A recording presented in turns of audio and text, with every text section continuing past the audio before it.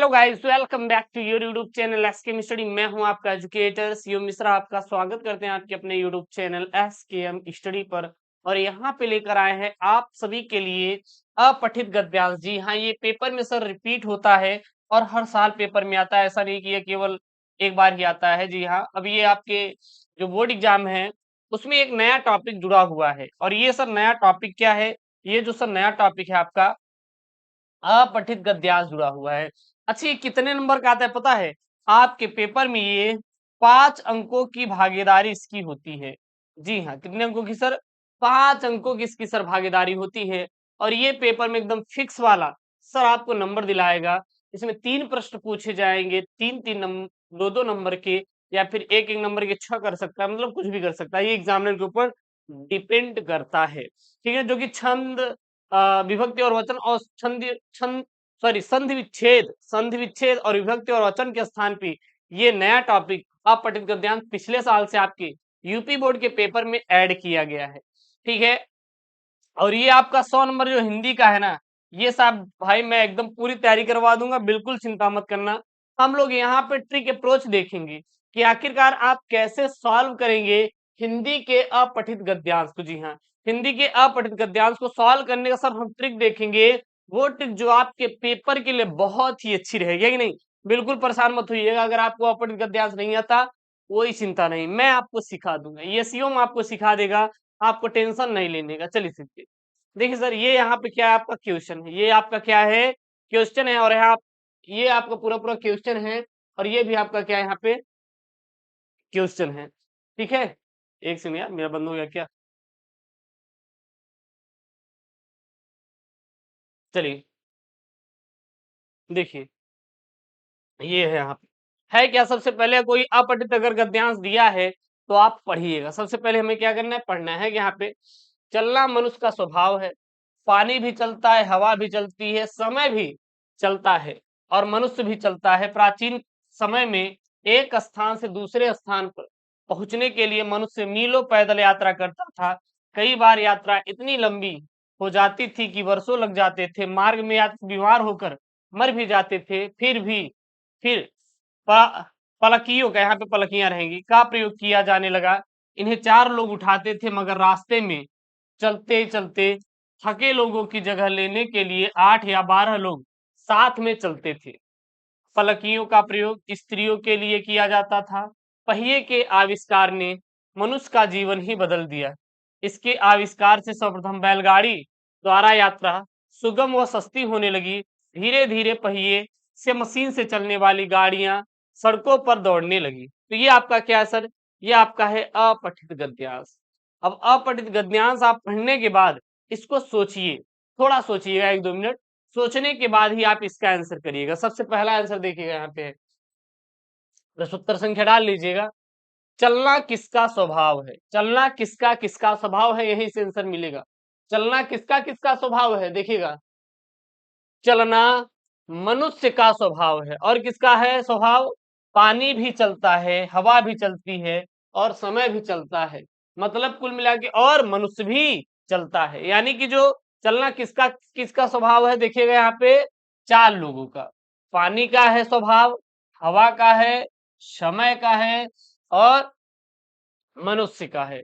यानी लिखेंगे मनुष्य, पानी, हवा और समय का स्वभाव क्या होता है सर? चलना होता है। क्या होता है सर? चलना होता है। ठीक है ना, कोई दिक्कत नहीं। अगला यहाँ पे पालाकियों का प्रयोग किनके लिए होता था? जो पालाकियों का प्रयोग किसके लिए होता था, तो देखिए यहाँ पे पलकियों का प्रयोग किसके लिए होता था? देखिए यहाँ पे पलकियों का प्रयोग किया जाने लगा। किसके लिए? किसके लिए? किसके लिए? देखिए यहाँ पे प्राचीन समय में एक दूसरे से, एक स्थान से दूसरे स्थान पहुंचने के लिए मनुष्य मीलों पैदल करते थे। कई बार यात्रा इतनी लंबी हो जाती थी कि वो बीमार हो जाते थे। मार्ग में यात्रा बीमार मार्ग में यात्री बीमार होकर फिर फलकियों का प्रयोग किया जाने लगा। इन्हें 4 लोग उठाते थे, मगर रास्ते में चलते चलते थके लोगों की जगह लेने के लिए 8-12 लोग लगे रहते थे। फलकियों का प्रयोग किसके लिए किया जाता था? फलकियों का प्रयोग स्त्रियों के लिए किया जाता था। इस प्रकार के आप इस प्रकार से आपको अपठित गद्यांश को सर सॉल्व करना है, जैसे मैं आपको ट्रिक अप्रोच बता रहा हूं। तो लिखेंगे फलकियों का प्रयोग स्त्रियों के लिए होता था। उसके बाद है किसके कारण मनुष्य की यात्रा सुगम और सरल हो गई। किसके द्वारा मनुष्य की जो यात्रा है वो सुगम और क्या हो गई सर, सरल हो गई। देखिए यहाँ पे तो पहिए के आविष्कार ने मनुष्य का जीवन ही बदल दिया। इसके आविष्कार से सर्वप्रथम बैलगाड़ी द्वारा यात्रा सुगम वो क्या हो गई, सरल हो गई, यानी कि सुगम और सस्ती हो गई। किसके, जब पहिए का आविष्कार हुआ। यानी कि लिखेंगे पहिए के आविष्कार के कारण मनुष्य की यात्रा सुगम और क्या हो गई, सरल हो गई। ये आप सभी को समझ में आई नहीं? एक बार अपठित गद्यांश जो मैंने बताया है, एक बार आप लोग कमेंट करके अपना प्यारा सा बता देंगे। अगला यहाँ पे है आपका गद्यांश दूसरा, देखिएगा। महात्मा गांधी का अपना काम अपने हाथ से करने पर बल देते थे। वे प्रत्येक आश्रमवासी से आशा करते थे कि वह अपने शरीर से संबंधित प्रत्येक कार्य यानी साफ सफाई तक स्वयं करेगा। उनका कहना था कि जो श्रम नहीं करता वह पाप करता है और पाप का अन्न खाता है। ऋषि मुनियों ने कहा है कि बिना श्रम की जो भोजन करता है वह वस्तुतः चोर है। महात्मा गांधी का समस्त जीवन दर्शन श्रम सापेक्ष था और उनका समस्त अर्थशास्त्र यही बताता था कि प्रत्येक उपभोक्ता को उत्पादन करता होना चाहिए। उनकी नीतियों की उपेक्षा करने के परिणाम हम आज भी भोग रहे हैं। न गरीबी कम होने की आती है और न बेरोजगारी पर नियंत्रण हो पा रहा है और न अपराधों की वृद्धि हमारे वश की बात हो रही है। दक्षिण कोरिया वासियों ने श्रमदान करके ऐसे श्रेष्ठ भवनों का निर्माण किया है जिनसे किसी को भी ईर्ष्या हो सकती है। ठीक है ना? तो ये रहा आपका अपठित गद्यांश। अब यहां से सर क्वेश्चन बनेंगे। क्या बनेंगे क्वेश्चन, देखिएगा। यहाँ क्वेश्चन है पहला, चोर की परिभाषा क्या है? यानी कि चोर की परिभाषा क्या है, चोर किसे कहते हैं, चोर किसे कहते हैं? तो देखिए देखिए यहाँ पे ऋषि मुनियों ने कहा है कि बिना श्रम किए जो भोजन करता है वह वस्तुतः क्या है, चोर है। सर ऐसे ही आपको करना है, अलग से दिमाग नहीं लगाना, अलग से परेशान नहीं होना, चीजों को बहुत सिंपल तरीके से करना सीख जाना ही हम लोगों के लिए बेहतर रहेगा।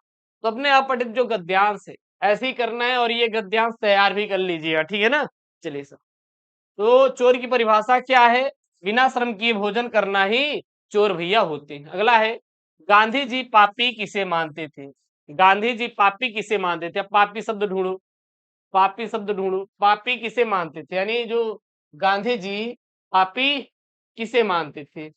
अब पापी वही है जो पाप का धन खाता है, पापी वही है जो पाप का धन खाता है।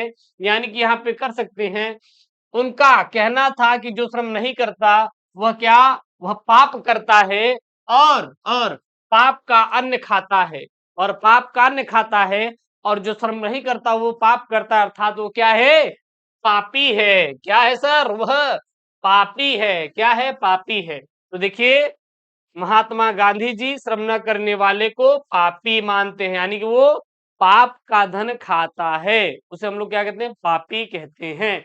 अगला यहाँ पे महात्मा गांधी का समस्त जीवन दर्शन श्रम सापेक्षता का आशय है।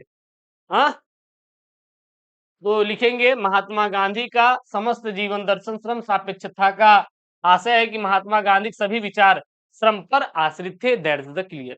तो ये दो ही आपके अपठित गद्यांश में आपको समझ में आ गए होंगे कि कैसे अपने सवाल को हल करना है और कैसे आपको अच्छा नंबर लेकर आना है बोर्ड में। बस ऐसे ही आएगा, इसीलिए कहते बहुत परेशान मत होइए, हम वो सारे टॉपिक्स करवा देंगे जो आपके पेपर में पूछे जाएंगे और आप इसे तैयार कर लीजिएगा। अगर आपके पेपर में कहीं भी दिखाई दिया तो बस करे जा, आप लोग छाप के चली आएगा और बिल्कुल टेंशन नहीं लेना है। मिलते हैं नेक्स्ट वीडियो में। ओके दोस्तों, थैंक यू, जय हिंद, टेक केयर, बाय बाय।